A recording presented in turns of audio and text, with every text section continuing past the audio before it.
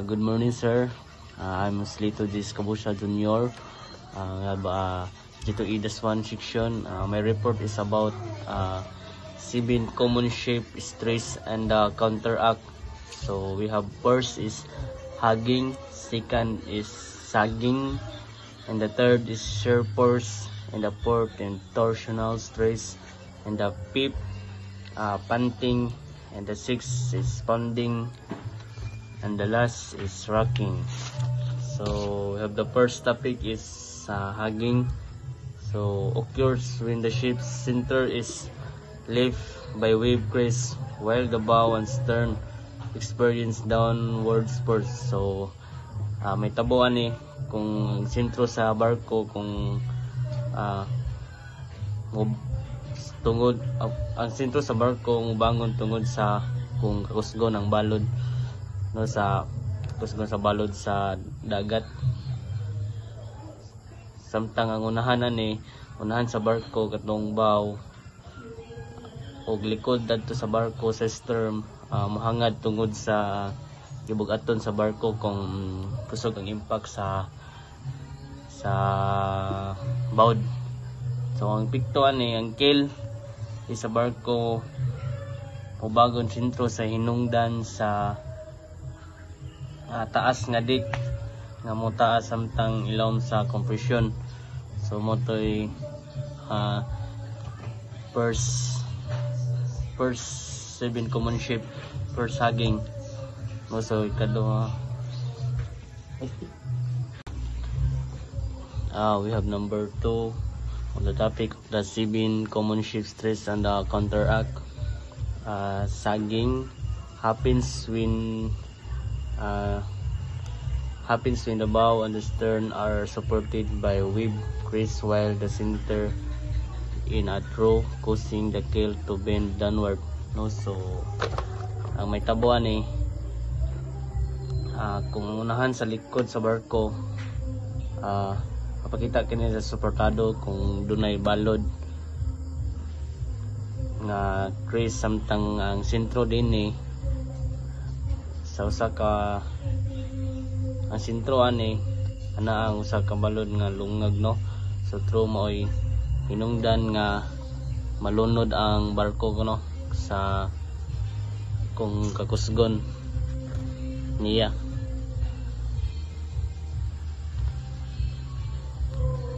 So mo to'y sagging the means of the sagging, no. So agipikto ang keel sa barko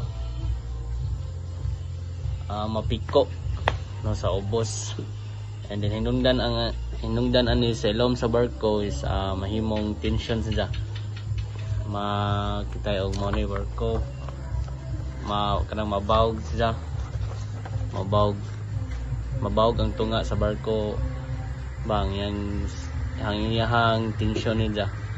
So we have the third topic about 7 common shape. We have shear force. And when different sections of the ships experience an even vertical force open near the midship, this force can cause structural deformation and failure at weak points. Sa kung may tabo kung ang lanlain nga section sa barko kasinati og parehas nga persa ang taas ug ubos sa barko magkaparehas sila og kakusgon, labi na sa kung sa midship area kung mausab kalit ang gibugaton sa barko, so magsub-usog tungod sa iyang kabugaton. Kaupat is torsional stress occurs due to twisting force often from uneven wave action on either side of the ship. So may tabo gyapon sa kung barko gani makasinati gyapon, so twisting force mura siya kanang magtuyokon tungod sa dili patas ang dagan sa imong barko kung ana na ka sa dagat, tungod sa balod ani nga kung kusog ang bawd na pasalida nimong barko nga di magpantay og dagan na isay magtakilid depende sa bawd nga kakusgon. So kalima, panting, the alternating inward and outward movement of hull plates near the bow or stern due to change pitches or encounter wave. So ang gawas ani og ang sulod sa hull unahan sa dapit sa bow sa imong unahan sa imong barko is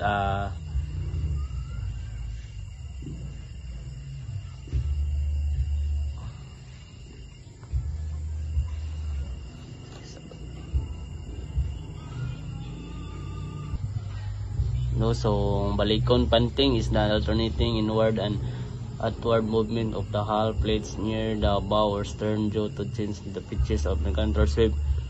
So ang sulod o gawas ang lihok sa hull plates sa unahan sa bow sa imong barko o sa likod is stern tungod sa pagbag-o sa water kung imong baguhan ng tubig sa pressure ang barko nga naglihok sa bawd sa imong barko, kung kusgon sa pressure sa water nadip sa bibad nga imong barko nga di magpantay magkusog sa maluk-lihok. So mo to'y panting. Sa ikaunom, pounding, the derivative and forceful impact of the bow or flat bottom hull section against waves when moving at high speed or in a low stress. Ang balik-balik o kusog ng impact sa bow gyapon sa imong unahan sa imong barko, ang bow na nasa ubos, then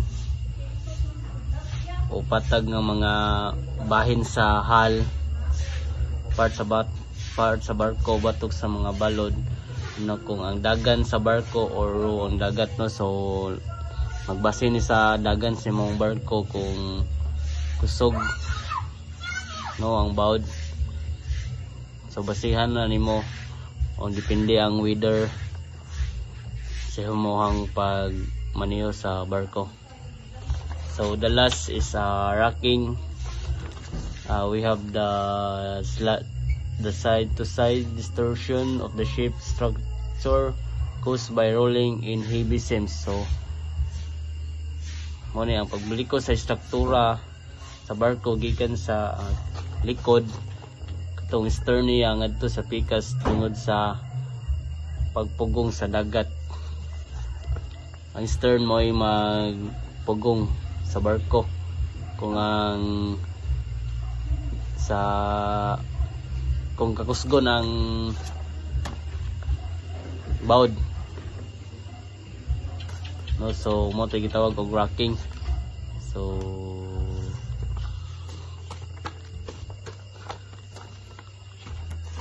that's all sir.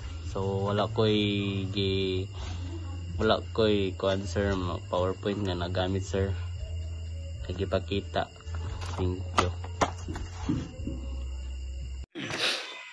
So ikaduhang topic sa ang report, this is measures to counteract ship's stress.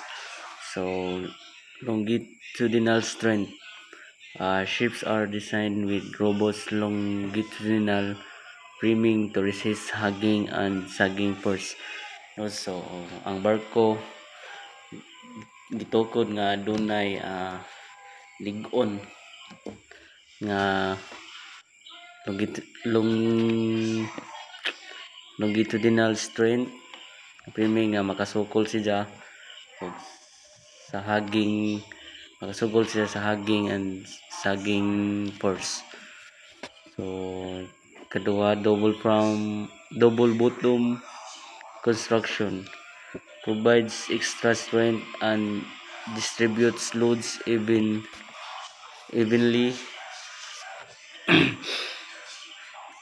reducing shear and bending stresses. Also, naghatag og dugang kusog o patas nga pagka bahin sa karga sa barko. Then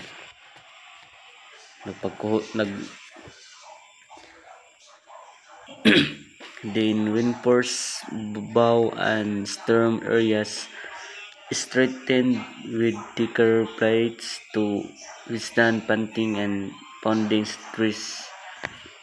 No, so ang bow o stern is gipalig-on gamit ang mas baga nga plates na aron makasukagod ang barko sa panting ug ang pounding niya sa barko sa stress, pounding sa stresses.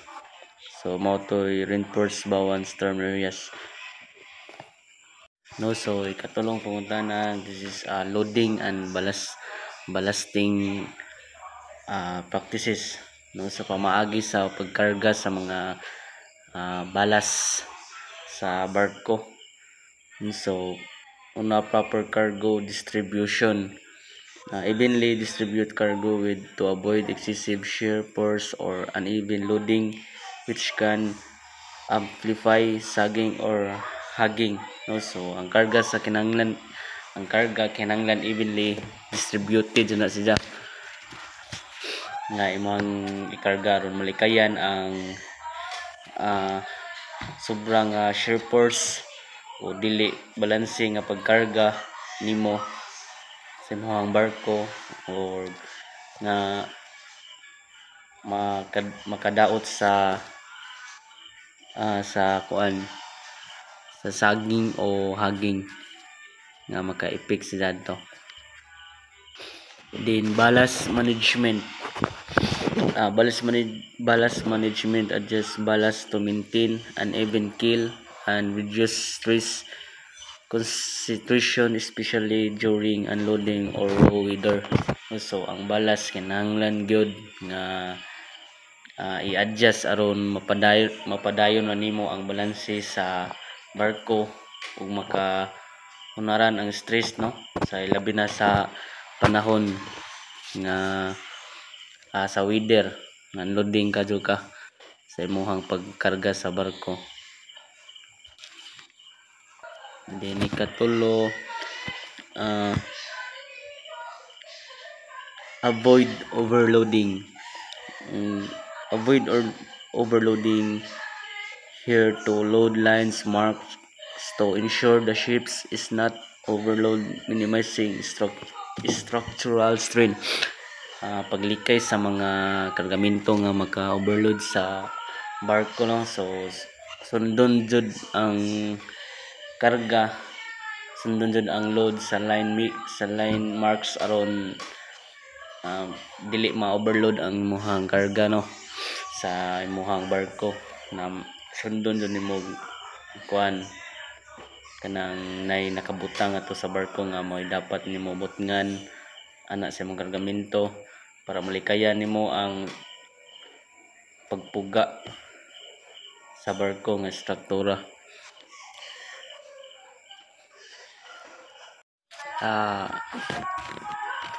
Katulong topic na sa report sa operational measures, no, sa mga pamaagi sa operasyon sa barko, no. So speed adjustment, reduce speed in roses to minimize pounding and slamming force, no. So pagpaubos sa kusog sa dagan sa barko, then ang para sa ang kusog nga bawd nga malikayan nimo sa imuhang pagdagan sa imuhang barko, then aron malikayan po na ni ang pag-ipik sa barko sa paglamba sa mga balod sa imuhang barko. Then ikaduha, course alteration, change course to avoid hitting waves heads on, reducing torsional and slamming trees. So pag-usab sa ruta sa imuhang imuhang kanang imong gipadungan, no. So usbo nimo ang ruta aron malikayan nimo ang direkta na pagsugat sa mga dagko nga bawd kung inig mailhan nimo nga kusog jud ang bawd nga ma-impact sa barko para malikayan nimo nga mausog ka og dagan para ma ilhan jud nimo. Ikatulo, weather routing, no. So use weather routing system to avoid areas with raw seas and high wind condition, no. So paggamit sa panahon sa mga ruta, so una gamiton ang weather nimo, then ang system aron likayan nimo ang mga lugar nga adunay dagkong mga bawd nga mo epekto sa imong sa maka damage sa imong barko. Kanang mga dagkong mga bawd nimo mo na imong likayan nimo kay sa kakusog mo guna sa hangin, pressure sa dagat mo na imong likayan nimo.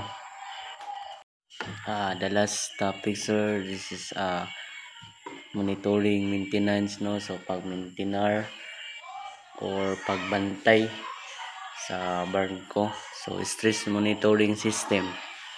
Modern ships are equipped with stress monitoring system to provide real-time data or hull stresses, allowing the timely corrective anchor.